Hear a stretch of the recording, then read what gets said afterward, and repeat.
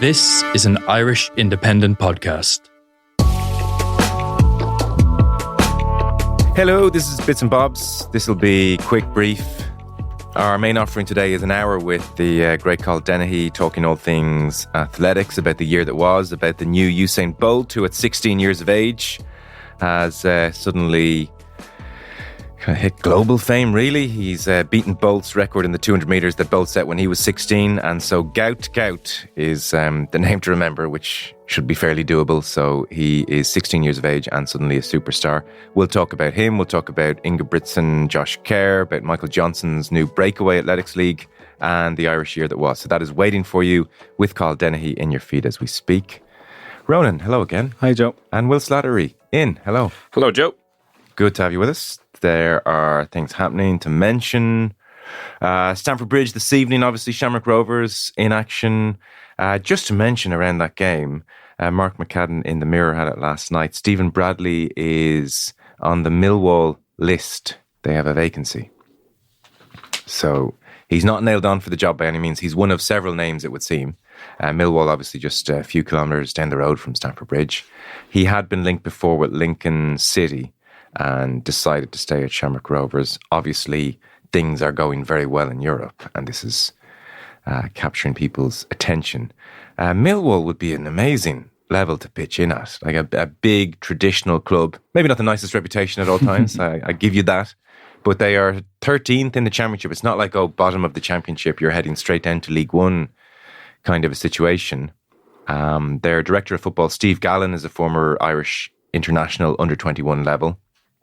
So I guess he might be slightly more au fait with the scene here. That'd be hard to turn down. I mean, if he creeps his way up that list and Millwall say, come to the Championship, which is what, the 6th, 7th biggest league in Europe, if not the world, give or take. I think that might be tricky. I don't think anyone would begrudge him. No, and like the man who gets Millwall into the Premier League will be, everyone. A few people have had a crack at that. It's obviously a bit of a sleeping giant. I'm looking at the venerable LondonWorld.com, Joe, and their headline: next Millwall manager could be ex-Arsenal reserve captain. So they haven't led with the 4-time Premier League winner in Ireland. All things are local, really. Yeah. So we'll see how that goes. Stamford Bridge this evening. Vinicius Jr. has won the FIFA Men's Player of the Year at the FIFA Best Awards after the Ballon d'Or debacle. Carlo Ancelotti, men's coach. Emma Hayes, women's coach, 5th league title with Chelsea. There is football this evening away from Stamford Bridge. It's Carabao Cup. It's still the Carabao Cup, isn't it?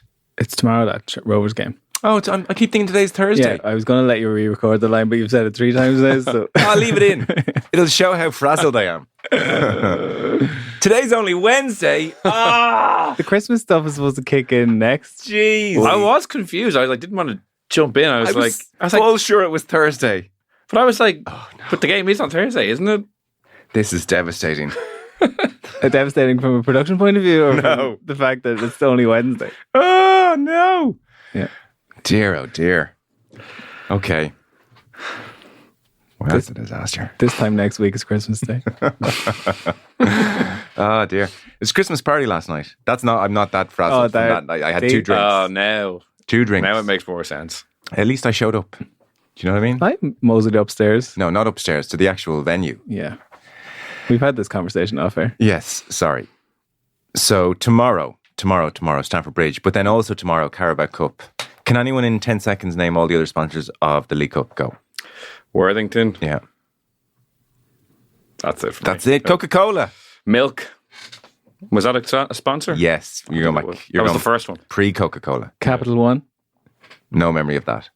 The Carling Cup. Carling Cup. Yeah. That was a Carling big one. Cup. Carling Cup. That was probably my favourite one. That was Barclaysman territory, wasn't it? That same era. So tomorrow, Thursday, in the Carabao Cup, you have Spurs, Manchester United, slightly unfortunately clashing with Rovers against Chelsea. You have Liverpool away to Southampton, but you have Arsenal against Crystal Palace. I mentioned that, Ronan, because you wanted to bring us some Mikel Arteta audio hot off the presses. He's doing his press conference today, the day before the game, of course, Wednesday. So He was asked, League Cup, is this a good chance, Arteta, for you to improve the very measly trophy haul at Arsenal for you? It's coming up to 5 years now that you've been in charge of Arsenal this week. You turn them into title challengers, but it's only that one trophy in your first season. Does this competition and where you are now with the home time, the quarter-final, represent a big chance for silverware? Well, the Charity Shield as well twice, no?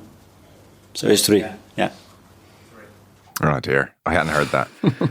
That's hard to hear. He's so obnoxious. That's hard to hear. It's such a conciliatory question from Darmashette. He's like, I don't want to throw you under the bus here, but you've done a good job. Like, great job. You've really consolidated Arsenal at the top of the league. It'd be good to, copper fasten your status with a bit of silverware. It's a very nice question. And then it looks like Arteta says it as if it's a gotcha response, and he's expecting the crowd behind him to whoa. And it's as if he's forgotten 2 Premier Leagues. That's how he reacts. As my 2 Premier Leagues, of course. and he has such a smug kind of gotcha. But I think when Jose used to say it, he was just trying to wind people up. Remember when when United won the Europa League and he was holding up 3 fingers? Because it was brilliant. But I think he knew that this, I can't count this. Yeah, but but I think Arteta sincerely is he's not walking around thinking I've won 3 trophies at Arsenal, is he? I think so. Judging by that. That's the funny thing. It's does he actually believe that they constitute trophies? I think when he looks in the mirror, he knows. I think it's a PR game. And I hope, rather. And he looks in the mirror a lot, I would say. So he still looks incredible, doesn't he? So I guess the other story which jumped off the page, just as soon as we started with football, is Marcus Rashford. Henry Winter, formerly of the Times, most recently, in effect, published a long tweet, which was amounted to a written interview. And so it starts off with, I presume Marcus Rashford invited Winter along as opposed to Winter gatecrashed a school. I think that would be inappropriate. So let's assume Marcus Rashford invited him along. And so it starts with Marcus Rashford. He's handing out 420 presents to the children at his former school. So, it's good. It's so far, so good. Yeah, I would think, where will I invite Henry Winter to meet me? But to be fair, to be less cynical about the whole thing, I suppose he's bringing attention and awareness to an area of Manchester which is neglected. And to be doubly fair, there is a moment where one of the children shouts, "Thank you for the food, Marcus." And he talks about how emotional it is to hear something like that. And I dare say it is. So Winter says, whatever your opinion on Rashford generally, he has been a force for good in people's lives. And I think that is true. I suppose where it gets very interesting and newsworthy is he says to him flat out, "Are you staying at Manchester United?" And he says, "I'm ready for a new challenge and the next steps." So come and get me. January, quicker the better. Done. He talks about how he wants to leave on good terms. If I know a situation's already bad, I'm not going to make it worse. I've seen how other players have left in the past. I don't want to be that person. When I leave, I'll make a statement. It'll be from me. And when I leave, it's going to be no hard feelings. You're not going to have any negative comments from me about Manchester United. That's me as a person. So we kind of wondered when the Rashford thing would end, how it would end. I guess that's very much the beginning of the end now. There is, of course, a going back from that. He can come back from that. It's not irretrievable, but it does sound like I'm ready to go. Let's make it happen. And there will end the 138 goals in 426 appearances. Difficult career to interpret. The high point, of course, was 22-23, where he scored 30 goals in all competitions. And finally, this guy's up and running and a brilliant player. But obviously, since then, it's been not good. Yeah, he was electric at the World Cup as well. You recall that Winter World Cup, and should have probably played a little bit more. And then when he came back from that in January, February, he was the in-form forward player in Europe. But that's the strength of upon which he got this bumper contract, and he just hasn't backed it up at all. And you mentioned the amazing work he did during lockdown, and no one is decrying that, or certainly no one with the right mind. But there's one quote that in that interview yesterday that struck me a bit. People suggest I'm unprofessional, but I have a difference of opinion on that. I'm like, is this interview itself not unprofessional? Like blindsiding your club with an unauthorized interview? Maybe. slightly more polite version of Ronaldo with Piers Morgan. Maybe. I think like this is a certain type of interview. I mean, you don't get the access if you're going to grill them. And so, you know, at certain points, he's saying things like he's helped along where he's saying the comment I just read about how he doesn't want to make things worse and he'll just post about leaving and that'll be that. He doesn't want to be that person to go at the club. And Henry Winter says, from the heart, as you'll always be a Red. And he says, yes, 100%. What a leading question. Put me down for that. So at no point in the interview, when he mentions the professionalism, at no point does Henry Winter say, I can't help but notice you were disciplined for missing training because you were in Belfast and stayed on, appearing to be drinking for a couple of days. That doesn't seem professional. Or the truth is, unfortunately, Marcus, over the last couple of years, you've become like a kind of a regular meme for your lack of work rate on the pitch. Like on countless occasions, it really is countless occasions, your lack of application on the pitch is clipped and goes viral because it's so galling and the body language is so terrible. So how do you kind of put that side by side with I'm misunderstood and I'm a thorough professional? That was never put to him. He's mega famous. Obviously, this is going to generate a lot of attention, but it shouldn't be a particularly controversial move for Amorim to make to push him out of the club or to get rid of him. Like I would have thought that like Dan Ashworth's departure is a far more shocking and surprising and noteworthy thing in the last 2 weeks than Marcus Rashford, a guy you listed there, the kind of countless things that people have picked on him for over the last number of years, him leaving the club. Obviously, because of his profile, it's still very interesting, and I'm still not 100% sure he will be gone. Like someone like that, I just like. They seem very hard to shift from a club sometimes. Yeah. And even the more so that he's saying he's ready to go, it might be hard to get a price that United are happy with. It would not surprise me in the slightest. Like Anthony Martial say, he stuck around for probably 5 seasons longer than people would have expected. So I wouldn't surprise me if there is still a way back for him. Whether that's a good thing for the club, I would be surprised. But I wouldn't be shocked if he actually didn't end up leaving. Yeah, and his wages will be significant as well. That's the problem. Limits the clubs who can take him. With Martial, the reporting seemed to be that behind the scenes, they knew it wasn't working. They just had this horrible sense there was a real player in there and he would move and instantly, Orgy Snyman style, come back to just haunt them. With Rashford, I don't know what it is. Like, it's been so bad on the pitch that very sincerely people have talked about like there's something going on here. You know, in 10 years we're going to hear about a really bad tale off the pitch and who knows what the problem is, but people said there is a problem. He doesn't seem to be alluding to that whatsoever in this piece. He's not saying my head hasn't been right or things have been extremely difficult for me or there is a reason that I haven't been the player I've been before. He doesn't seem to touch on any of that. Yeah, I think Rashford seems to be a very emotive topic for people, and it's not unrelated to him going head to head with Boris Johnson and the Tories, and you know that. You think? Oh, big time in certain circles of the British media. That's not forgotten that he embarrassed the Tories and big back down from Boris Johnson. That's one very specific element of it. There's also the fact that his profile far outstrips his actual output and ability. You know, like he's not even, as Jamie Carragher pointed out, and in fairness to Carragher, he's been making this point for a few years at this stage in a very measured way. He has no agenda against Marcus Rashford. He's just saying this lad's not in the England squad, and he always asks the question to Gary Neville, for example, do you think Man United are going to win the Champions League or Premier League with Marcus Rashford as their main attacker? And the answer is no. So why is he getting this much acclaim? And the reason I bring Carragher up, because on the most recent overlap video, he was just saying that this was actually a shot to nothing for Amorim. He was like, I'm not convinced that Rashford gets in Man United's best team. It was just a very easy way for Amorim to make a point that I'm dropping a high-profile player and it has no negative impact on Man United's performance. And that was borne out because one of his direct replacements in the team won the game for them. It's interesting. It's hard to argue with. I think maybe the other reason he's slightly emotive is the 30 goals in 22-23 was impressive and was a player of a certain calibre. But I think it really is the lack of work rate that prompts the emotive response. From former players, it really irritates them. From fans, it's kind of like unforgivable. You'd see a Neville talking about how like first principle is you have to run. Like, hey, there's no excuse for not running. So I think that's the other reason people get deeply frustrated by him. They could almost live with the poor form or it's not happening in front of goal. But like, the disregard for a basic of professional sport work rate is hard to take. Which is frustrating because you mentioned he has had moments of being a really top player. Really top, and it's funny. Like, was it like 2017, 18 when he first started playing, or even earlier, 16, 17? 16, yeah. Yeah, like that's so long ago. Like we've had him in our lives.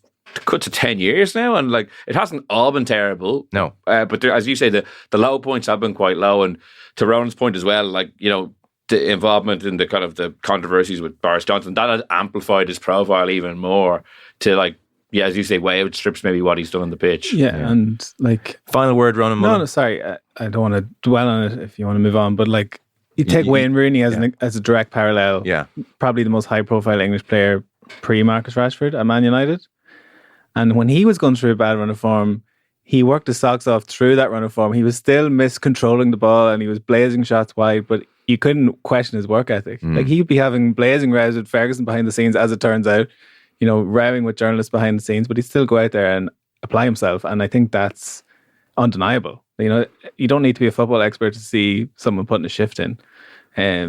So I think you've hit the nail on the head there. And like Roy Keane summed it up on that overlap live thing that you cited. What was his direct quote? His general play is rubbish. As a footballer, he's terrible. Yeah. But in general play, there was a moment where he tried to head the ball away. It was like a 50p header. Yeah. And Keane said, "Do you know what? Just as a footballer, he's terrible." Yeah. But Keane has said something similar about Haaland's League abilities. Two players. So I think, you can still be a really good player and be a bad general footballer in Keane's eyes as an attacking player, I think. One thing on Rashford, it's funny you mentioned like that, the high point of his career. He was involved in one of the more seminal moments in the recent history of Man United, which is, it was his goal against PSG that copper fastened Ole Gunnar Solskjaer's era. Like if he puts that penalty 10 yards over the bar, if Solskjaer doesn't get hired, like that's a real sliding doors moment for a lot of people, at the club. Solskjaer, who knows what direction they end up going in. At the time, it was, I remember Rio Ferdinand's reaction obviously was pretty funny. But just when you were mentioning his high points there, that's kind of one thing that popped into my mind. Yeah, and they were high points. PSG have had a soft spot for him ever since. Might be one of the few destinations. So we'll see. That was the Henry Winter interview on X, which is interesting. If Henry had called up the Irish Independent and said, "I've got this exclusive for you," you'd have taken it. Yeah, for sure. So it's interesting. Now he does have over 1 million followers, and so Henry Winter's X account is then mentioned in world news everywhere as the source. So maybe that was a better bet for him. Very interesting, I think. Again, I'm always wary of getting too in the weeds on how the media works because people might not care about that. But the fact that all these mainstream publications had to quote a piece that Henry Winter just published on his own Twitter. Even I was like looking for the origin of the article. I was like, is this actually where it all? And then I was like, oh yeah. Fair play to Henry Winter. Yeah. We're going to keep this moving. You were the one who requested a snappy bits and bobs, just a quick debrief. Yeah, we've had to forego my Ruben Amorim clip as well because we've just gone too far. Sorry. We'll put a bow on the Marcus Rashford point. So here was the reaction of oh my God, Ruben Amorim. I forgot his name. I was about to call him Marcus. On a bad day. This is what happens when I stay out past 10:30. This is the reaction of Ruben Amorim, and he's asked about that point that Marcus Rashford made to Henry Winter, that I'm ready for a new challenge and the next steps. And as you'll hear, Amorim interprets that as, well, that could be here. I think he's right. We have here a new challenge. Is a tough one. For me, it's the biggest challenge in football because we are in a difficult situation. And I already said that this is one of the biggest clubs in the world, so this is really a new challenge and the biggest one. And I hope all my players are ready for this new challenge. So you didn't interpret that as he wanted a new challenge elsewhere, and have you spoken to Marcus about the interview? No, not yet. Not yet. It was yesterday. I gave a day off to the lads. So he's our player and he's ready to the next game. Having left someone with a bigger profile as Marcus, do you have to then talk to him about his future and your future, or do you just kind of go on the training pitch, expect him to be there, and whatever happens behind the scenes in terms of whether he's part of your squad or not just happens? I spoke with a lot of players individually and during trainings. What I want is to take the best of Marcus Rashford as all the players. So I don't talk about the future. I just talk about the present. I want the best of each one of them, and that is the key point for me. I just want to win and to help the team to be better. So we are better with Marcus Rashford, and that's simple. And we try different things to push Marcus to the best level that he's shown in the past. So that's all. This kind of club needs big talent, and he's a big talent. So we just need to perform at the highest level, and that is my focus. I just want to help Marcus. God, he's good, isn't he? Very good. That's why Gary Cotterill wanted him to speak in English a few weeks ago, to hear these gems. That is just... We call him Ruben Amorim because he's just disarming these journalists. No, we don't explain the joke. No, let me got finish my point. Because they're coming in with the zingers he used to get Ten Hag with, he'd be like, whereas Amorim's like, oh yeah, challenge here. Yeah, big challenge. Trying to get us back to the top. But it was like almost warm towards Rashford. It was like nice. I just want the best for him. It was expertly answered. Talk about flipping the question. Yeah. Amorim. Explain. So how does it work? I suppose we should mention this because we did touch on it yesterday and it has now happened. PGA Tour, the good guys won, is the news from Las Vegas under floodlights. They beat Team Liv, Brooks and Bryson, beaten by Rory McIlroy, Scottie Scheffler. This was not on television, this side of the water. Disappointingly, I went home thinking I'd see it and it wasn't on. So I'm just reading reports about it. As predicted, BBC, one-sided nature of the contest, first of all, so that's bad.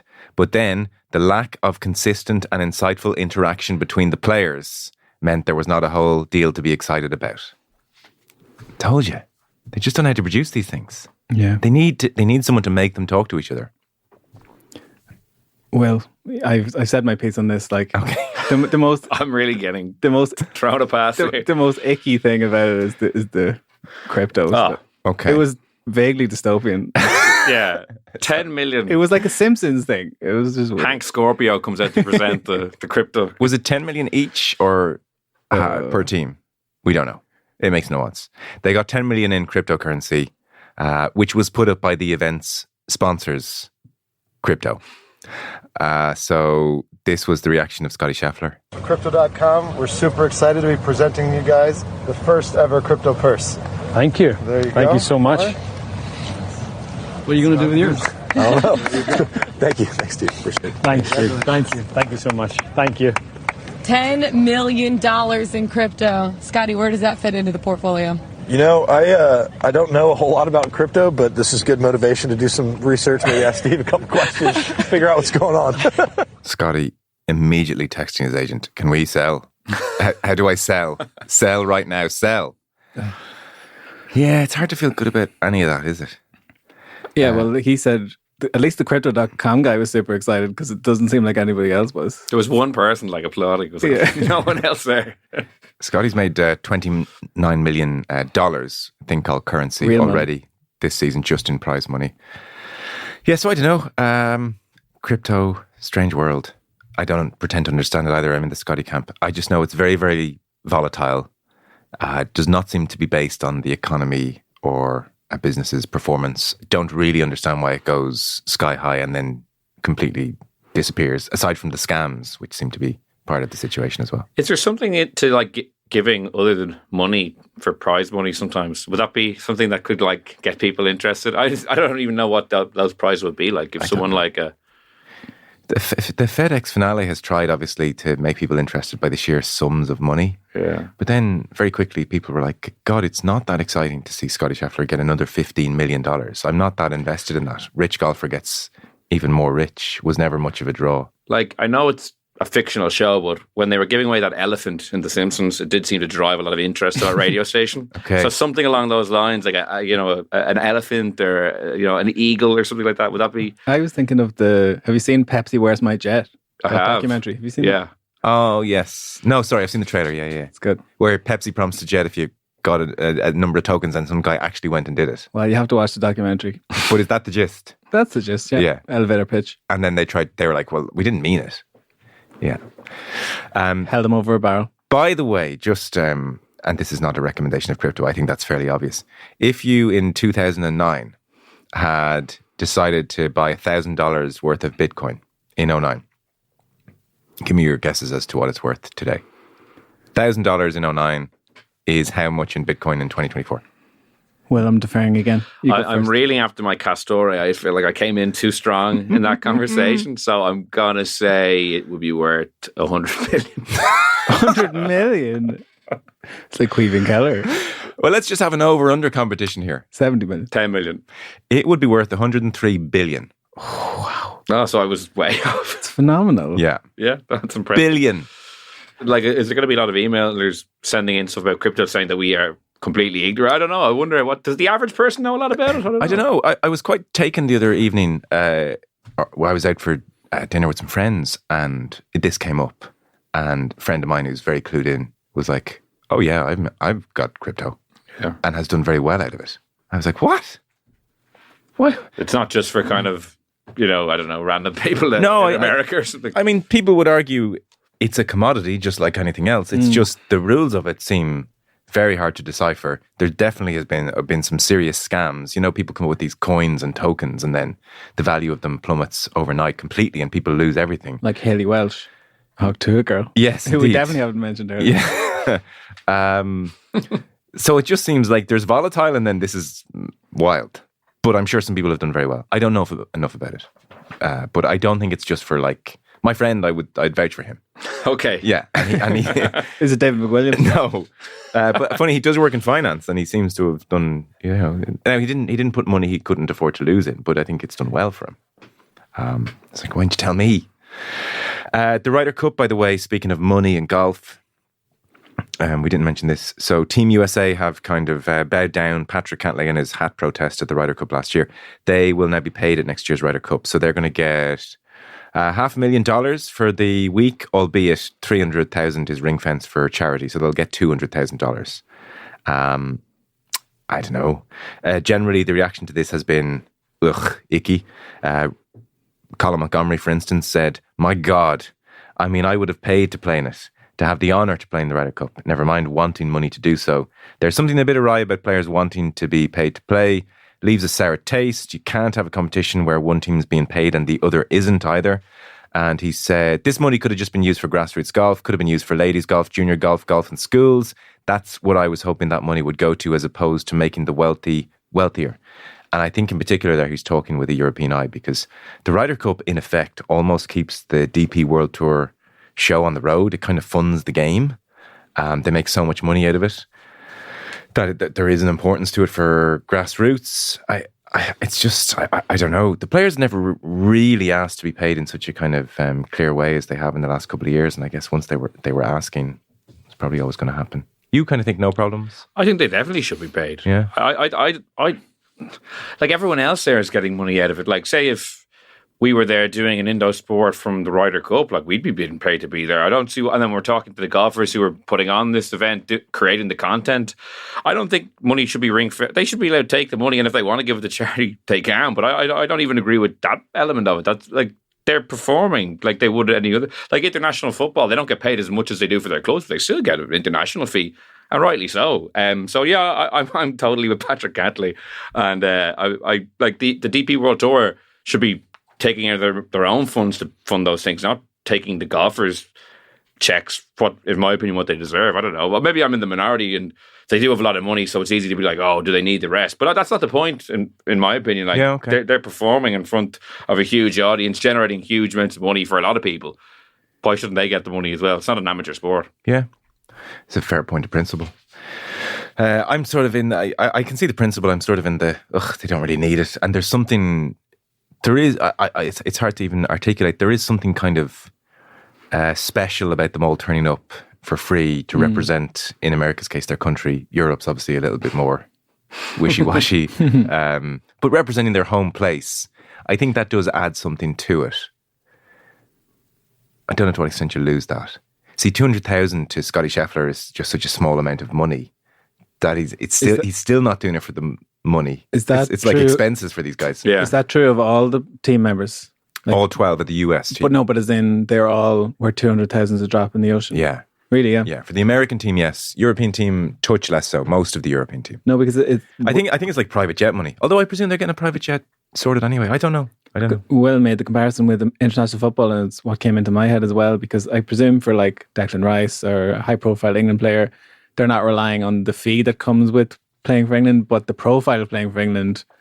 I wonder, does that apply in the Ryder Cup where, you know, you're so many eyeballs on you? It's a format of golf which is engaged with by non-golf fans, and just you would think that exposure would be worth a lot to them. Yeah, no, Patrick Cantley just wants to get paid. Yeah, 200k, please. But if you think about some of the European guys who've played in winning Ryder Cup teams, and then they've kind of disappeared into relative, you know, anonymity, like you can Peter have Hansen, like you card, do a Sporkle quiz and name them all, there'd be loud he wouldn't get. So 200 grand That's to what I those was thinking. guys, I think is like they're performing in these iconic sporting events. You know, a lot of people look back on famous ones at the K Club and stuff as great moments, and I just think it's kind of something a bit strange. Like, why wouldn't they get paid? No, fair.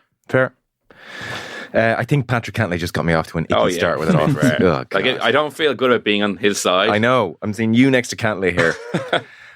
Okay, we're pretty much done. This is, like I said, just a brief check-in more than anything. That's kind of what's going on.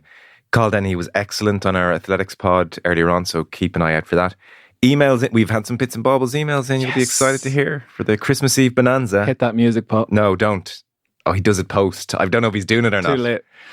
So Indosport Podcast at independent.ie for bits and bobbles emails. There's still some time. And just to very, very finally finish off on, there were too many gym etiquette emails to mention. I'll mention just two. This was in the back of Dave, who was asked to share gym equipment and said no, and the other person did not take it well and stared at Dave for the rest of the gym session. Although Dave did say, I'll be 15 minutes. So we didn't know what machine he was using for 15 minutes. That was the gist of that, if you're wondering, Will. I'm actually intrigued. Yeah. So Gavin said, hey lads, love the pod. Even has me listening to sports I dislike. He mentioned rugby, I think. Dislike. Sorry. Re-gym culture, he says, asking to share machines doesn't bother me much, but what annoys me massively is people setting up their mobiles to record themselves and posing.